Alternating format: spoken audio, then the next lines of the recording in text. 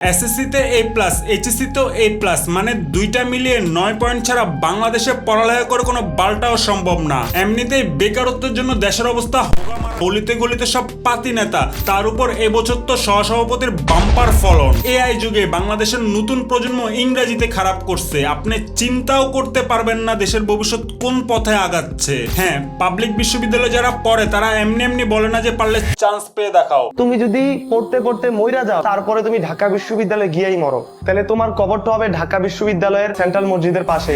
WhatsApp বাজান, this is Noman. Auto রিক্সার জন্য বাংলাদেশের সবাই যেখানে অতিষ্ঠ, সেখানে এসএসসিতে পাশের হার মাত্র 62.25%, মানে 6,90,000 ফেল করছে।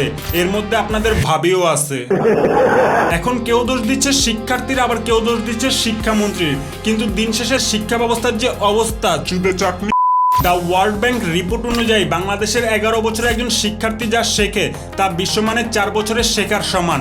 আর এইচএসসি পর্যন্ত আমাদের এমন কোনো স্কিলস শেখানো হয় না যা বাস্তব জীবনে কাজে আসবে। একটা প্রেজেন্টেশন কিভাবে বানাতে হয় ভার্সিটিতে উঠে পোলাপান এটা শিখে, কিন্তু তার চেয়েও ভয়ঙ্কর ব্যাপার হলো বাংলাদেশের 80% শিক্ষকরা জানেই না যে কি শিখাতে হবে, কিভাবে শিখাতে হবে, কারণ তারা নিজেরাই তো গাইড বইয়ের উপর নির্ভর থাকে।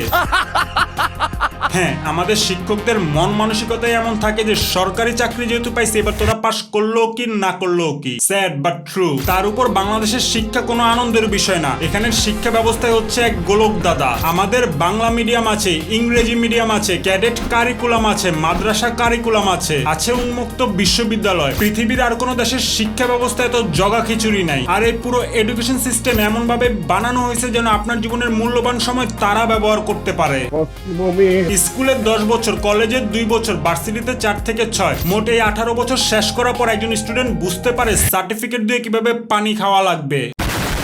তার উপর প্রতি বছর রেজাল্টের যে করুণ অবস্থা, এর জন্য আমাদের শিক্ষক, শিক্ষার্থী, অভিভাবক, শিক্ষামন্ত্রী সবাই সমানভাবে দায়ী। বাংলাদেশের শিক্ষকরা নিজেদের দাবির জন্য আন্দোলন করে করে দিন পার করে, শিক্ষার্থীরা পড়ালেখা বাদ দিয়ে টিকটক আর নেশা পানি করে, অভিভাবকরা সিস্টেম না বুঝে শুধু পাশের বাসায় নিজের মুখ উজ্জ্বল করার জন্য টাকা ঢালতেছে।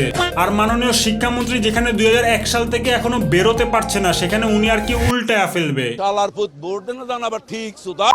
সত্য বলতে একজন শিক্ষার্থীর মেধা নাই থাকতে পারে, সে ভালো রেজাল্ট নাই করতে পারে, এটা দোষের কিছু না, কিন্তু দোষ হচ্ছে নিজে থেকে কিছু না শিখে নিজেকে গড়ে না তোলা। কেউ এসে আপনাকে কিছু শিখাইয়া দিবে না, উল্টো সুযোগ পেলে মুখে ঢুকায় দিবে। এই সিস্টেম বানানোই হয়েছে যেন আপনি তাদের হয়ে কামলামি করেন, আর আপনার দায়িত্ব হচ্ছে এই সিস্টেম ব্যবহার করে সামনে এগিয়ে যাওয়া। বাজান, খেলাটাই এটা, এইভাবেই খেলতে হবে। হ্যাঁ, এই যুগে এসে সিস্টেমের এই গোলকদাদা থেকে বের হয়ে যারা নিজেকে গড়ে তুলতে পারবে না, তাদের অটোরিকশা চালানো ছাড়া আর কোনো উপায় থাকবে না। অথচ একটা অটোরিকশার দামও 1 লাখ টাকা, আর 2026 সালে পুটকি ভাড়া দিল 1 লাখ টাকা কামানো সম্ভব না। Light off.